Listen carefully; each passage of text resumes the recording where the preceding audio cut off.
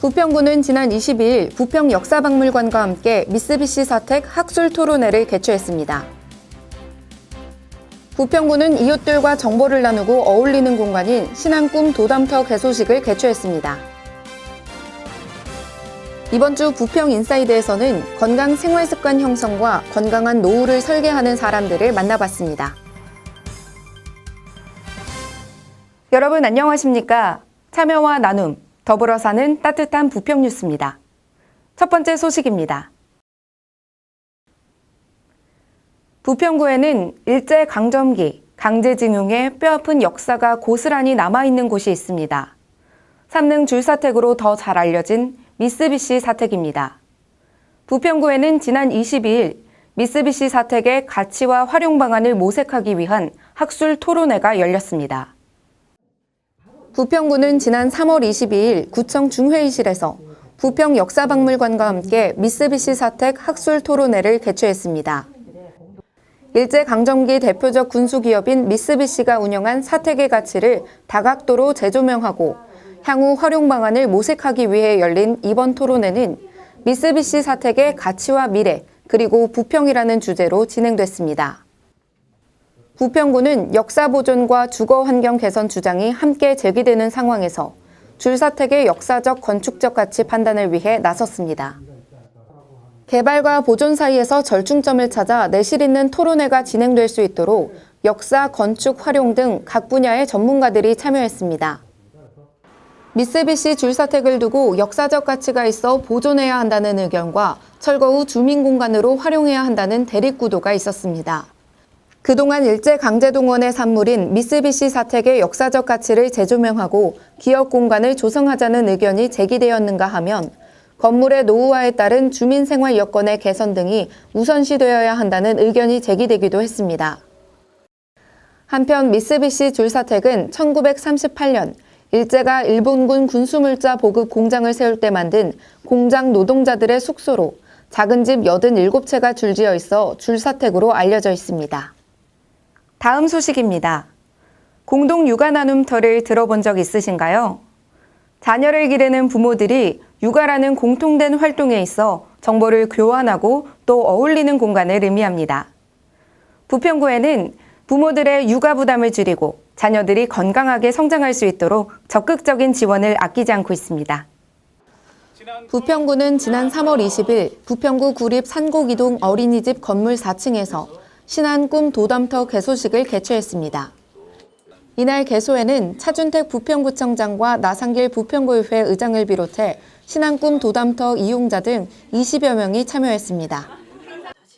부평구 공동육아 나눔터 신안꿈 도담터는 지난 2018년 개소하여 현재 등록된 이용자 수는 84명으로 집계됩니다. 신한금융그룹은 기존의 창고로 쓰이던 어린이집 4층을 신안꿈 도담터로 만들 수 있도록 지원했습니다. 공동육아 나눔터 구축 사업은 돌봄 사각지대에 있는 맞벌이 가정 초등학생 자녀들에게 안전한 돌봄 환경을 제공함으로써 학부모들의 육아 부담 경감과 여성의 경력 단절 예방을 목적으로 추진하고 있습니다.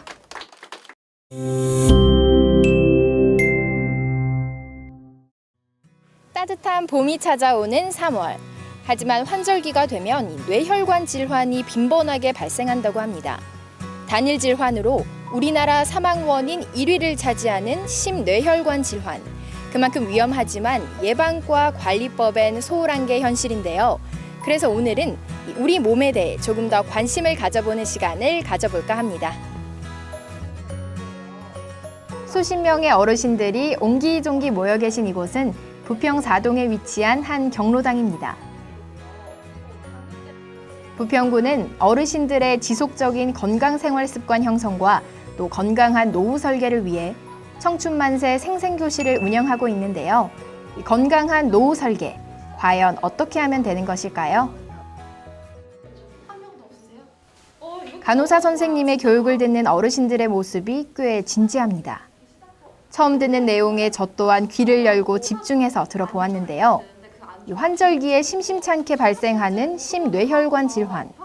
하지만 생활 습관이나 선행 질환을 잘 관리하면 80% 예방 가능하다고 하니 건강한 삶을 유지하기 위해서는 평소 내 몸에 관심을 가져야겠죠?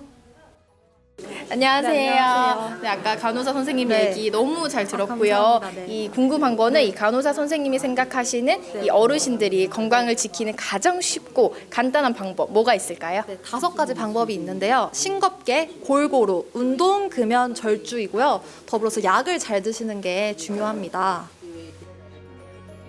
그리고 어르신들의 건강을 위해서는 이 혈당 관리도 필수라고 하는데요. 그래서 부평보건소에서는 혈당과 혈압 체크는 물론 어르신들의 생활 습관을 확인하고 더불어 혈당 관리 방법을 노래 가사로 개사해 알려주기도 했습니다.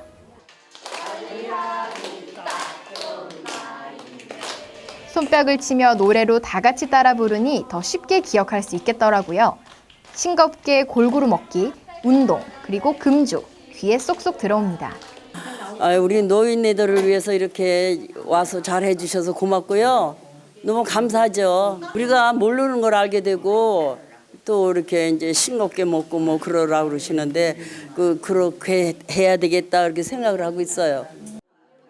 보건소에서 우리 경로당에 와서 혈압이라든가 당뇨 같은 것을 측정해 주는 것에 굉장히 고맙고 청춘 만세 운동에서 보건소에 와서 많은 그 건강 지도를 해주고 있습니다. 그래서 우리가 굉장히 흐뭇하게 느끼고 있습니다.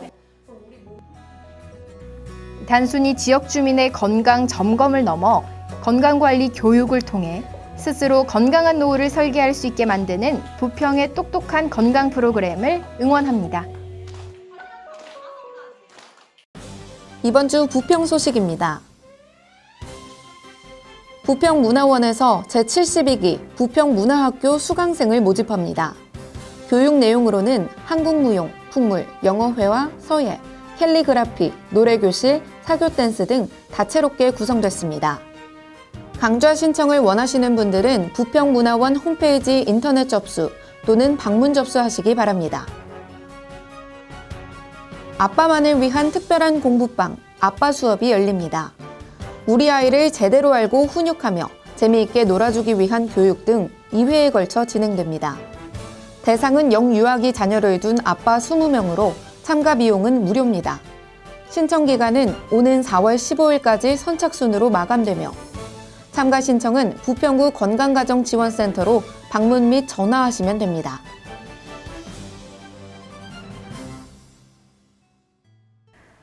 지난 20일은 유엔이 지정한 세계 행복의 날이었습니다.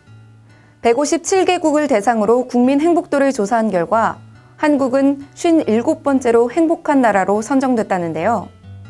이 세상 모두가 행복할 자격이 있다는 의미로 만들어진 만큼 오늘 하루만큼은 나를 미소 짓게 만드는 것들에 대해 생각해보는 것도 좋겠습니다. 행복이란 오늘 하루 하늘이 푸르다는 것을 발견한 것만큼 단순한 것이지 않을까요?